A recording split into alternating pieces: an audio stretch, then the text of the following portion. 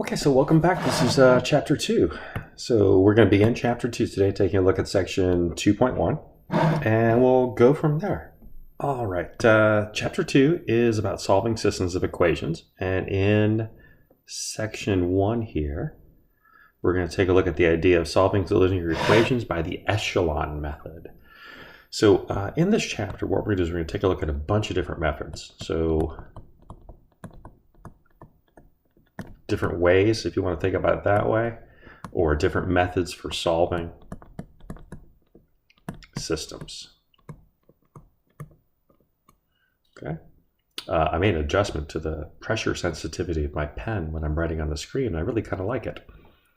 Okay, so first off, our objectives in this section are to define different types of solutions that can occur when we solve, talk about transformation techniques, and talk about the echelon technique for solving systems.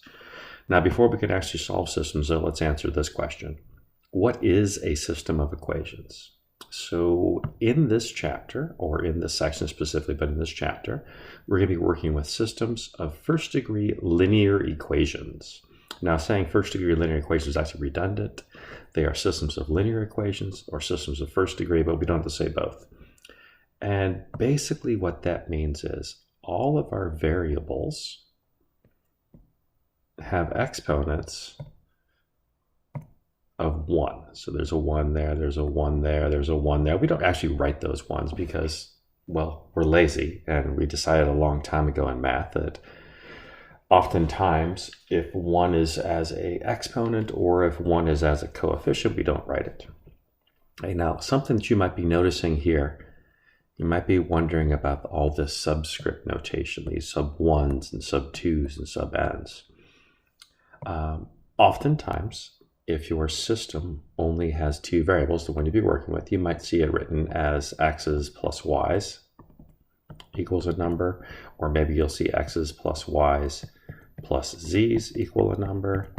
But when systems get large, usually more than 3 or 4 variables, it becomes too cumbersome to talk about x's and y's and z's, and we just switch over to the subscript notation. So for our definition here, we'll use that subscript notation. We'll say that x sub 1 here just represents the first unknown, x sub 2 here just represents the second unknown, and all the way out to the x sub n, the last unknown.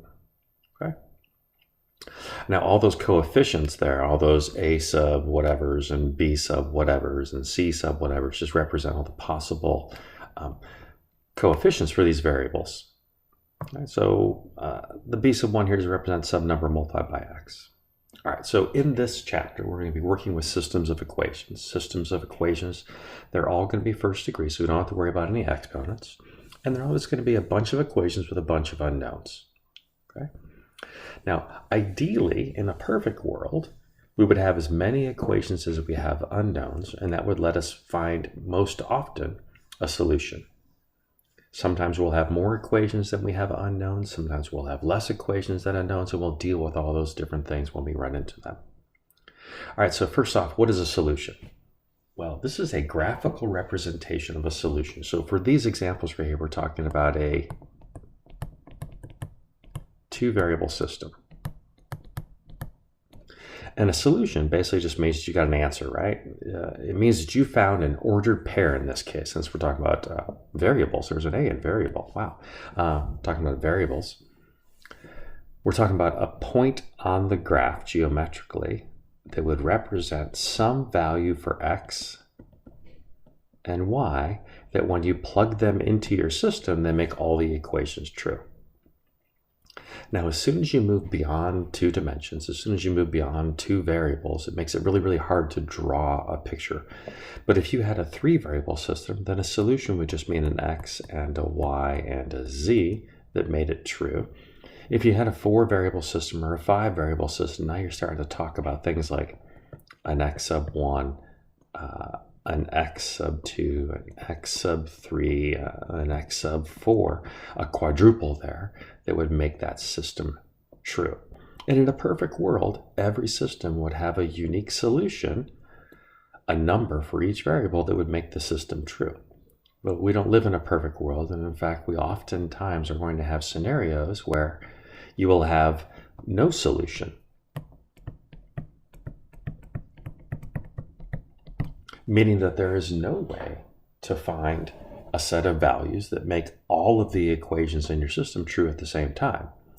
Now, in a 2-variable system, that graphically represents parallel lines. In a 3-variable system, it would mean parallel planes. In a 4-variable system, I don't know what it would mean, but it would mean that two of those equations, at least two of those equations in your system, in a 4-dimensional world would be whatever parallel means in a 4-dimensional world, right? And then the other system is this one. Now, this one's kind of hard to see, but actually the system represents two equations that are the same equation. Okay? Now we have a name for this. We say that this is dependent. The equations are said to be dependent. And technically, rather than saying that there is a solution, this one really represents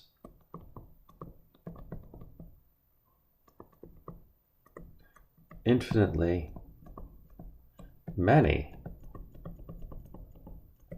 solutions, because any point on the line, since in this case geometrically dependent means they're the same line, any point on that line, x sub 1, y sub 1, is a solution to the entire system. So I can have that one, or this one solves both of them, or this one solves both of them, or this one solves both of them, or, you see what I'm saying here? Okay, so let's backtrack. We're in chapter 2. Chapter 2 is all about solving systems of equations. What are systems of equations? Well, they're things that look like this, right? They're a whole bunch of equations. All of our variables are going to be first degree or linear, and our job is to try to find a set of values for the variables that make all the equations true at the same time. We're going to call that a solution. But we have to be aware, we have to be cognizant that other possibilities exist. In fact, one of the things that we're going to look at a lot in this chapter is this over here. The infinitely many solutions example, where I can't find a unique solution, but I can find a set of solutions that all make sense. Right? All right, so we're going to start by taking a look at something called the Echelon method as a technique for finding a solution. Right? So these are the rules we're going to be using. Right? The following transformations can be applied to a system to get an equivalent system. So basically what we're saying here is these rules are the steps that we're going to take to find a solution. Okay? Step number 1, or rule number 1, says that you can exchange any two equations. What does that mean? Well, if when you look at your system, if you think the second equation should be the first equation, you can switch them and it's okay. The second rule says that you can multiply any equation by a non-zero real number. Well, what does that mean? A non-zero real number. Well, that means you can either multiply it by a positive or a negative number, and it'll be fine. Okay? And the third one, this is one we use the most. Okay? We use the other two to make the third one happen. We can replace any equation by a non-zero multiple of that equation plus a non-zero multiple of any other equation. So we can add or subtract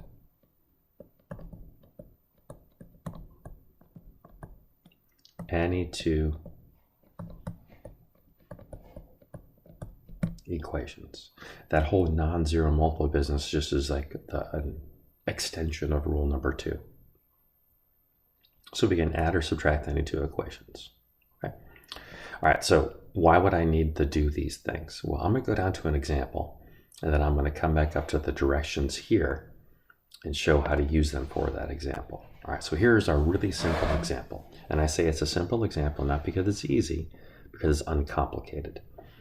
If you take a look, there's only 2 equations and 2 unknowns. We should be able to make this one work pretty good. All right, so the first thing I'm going to notice is that the second equation has a coefficient of 2 in front of the x, while the first equation has a coefficient of 1 in front of the x. Right? So I'm going to suggest that the first thing that we're going to do to get this equation into echelon form is to use those rules about what we can do to make that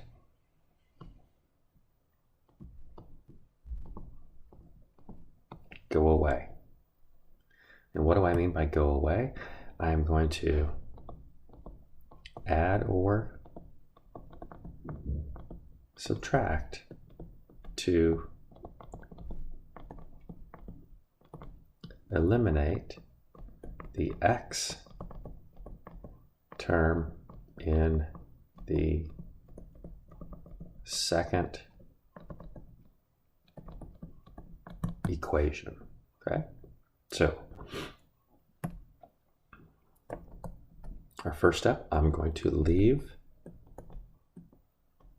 the first equation alone, x plus y is equal to 5. But I'm going to take the second equation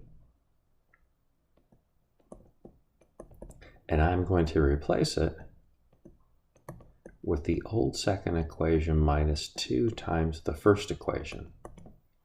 Now this notation that I'm using right here, I'm just writing that out. This is not like mathematical notation. It's just me notation to remind me what I'm doing. I'm taking the second equation and subtracting off 2 times the first equation. Right? So as some scratch work over here to the side,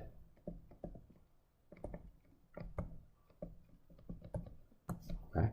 I'm taking equation number 2 and I'm subtracting off 2 times equation 1. So minus, and 2 times equation 1 will be 2x plus 2y equals 10. Right? And so when I'm subtracting those, I get a difference of, well, 2x minus 2x is 0. Negative 2y minus 2y would be a negative 4y. And 2 minus 10 would be negative 8. And so then my second equation becomes negative 4y equals negative 8. Right? Now that I've got the second equation down to only one variable, I'm going to solve for that variable. Okay? I'm leaving the first equation alone. And I'm going to divide that second equation by a negative 4. And I get that y equals 2. Now I know a value for my second variable here. So then I'm going to back substitute into the first equation to pick up the other variable. So again, over here under the scratch work, I've got x plus 2 equals 5. That means that x equals 3. And so then my solution for my system is the ordered pair 3, 2. Now, if I want to check my work, what I would do is I would take and I would plug those values in to the original function to make sure everything works. So I will check my work. Let's see, is 3 plus 2 equal to 5? So the first equation is true. And is 2 times 3 minus 2 times 2 equal to 2? Let's see, 2 times 3 is 6 minus 4 equals 2, so that works. So yes, I checked my solution. It makes both equations true at the same time. So this is the echelon method. The echelon method said, step 1, arrange the equation so there's a first variable term in the first equation, a second variable term in the second equation, and so on. We didn't have to worry about that. Both of our equations had both variables. Okay? And then our second step was to eliminate the first variable term in all the equations after the first equation, which is what we did right here. Right? If there were more variables, I would keep doing that process, eliminating the second variable in all equations after the second equation, eliminate the third variable in all equations after the third equation. And then we would continue this until the last equation was of the form coefficient times variable equals constant, which is what we had right here. And then we solved for that variable by I multiply them by the reciprocal of the coefficient. We divide it by that -4. And then we use back substitution to find all the other values, which in this case was only one other variable. Right? Do you see why I said this is an uncomplicated, a simple example? There's only two variables. The process would be the same if they were 3 or 4 or 5. It would just take a lot longer. All right, let's take a look at another example here. Okay. All right. So I'm looking at my system. It appears that I have a system of two variables with two equations. The variables both exist in both equations, so I'm good with the first and the second. So now I need to get to the point where I'm going to remove the first variable from the second equation. It looks like, for us, this one's not so bad. I'll just leave the first equation alone. But the second equation, equation number 2, I'm going to replace it with equation number 2 plus equation number 1. So over here to the side under my scratch work, I'm going to take equation number 2 plus equation number 1, so 2x plus 7y equals -8. I'm going to add to that a -2x plus 3y equals -12. And when I add them together, that goes away. I get 10y equals -20. Okay. If I had more variables, I'd keep going, but I don't have any more variables, so all I have to do now is solve this one for y. And when I solve that one for y, I'll multiply both sides by the reciprocal of the coefficient of the variable, divide by 10. I get y equals -2. And now that I've solved for my variable in my second equation, I'm going to go ahead and plug it in there and back substitute.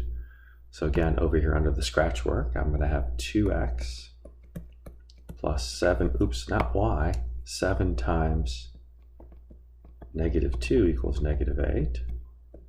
2x minus 14 equals -8. 2x equals 6. X equals 3. So now I have x equals 3, y equals -2, or that my solution is the ordered pair 3, -2. And again, if I wanted to, I could check my work. And how do I check my work? Oops, I'll take those and put them back in up there. So just real quick to check my work. I'm kind of out of space, so I'll stick it in here. Let's see, 2 times 3 plus 7 times -2, and does that equal to -8? Let's see, 6 minus 14, that is equal to -8. So that works. Second equation, -2 times 3 plus 3 times -2, is that equal to -12? -6 plus -6 is indeed equal to -12. It does check. So there's my solution. If I had more variables, of course, I would use this process again and again and again, solving for that last variable and then back substituting my way through. Okay, we're at 18 minutes right here, so I'm going to stop and come back and do this next system in part 2 of the video.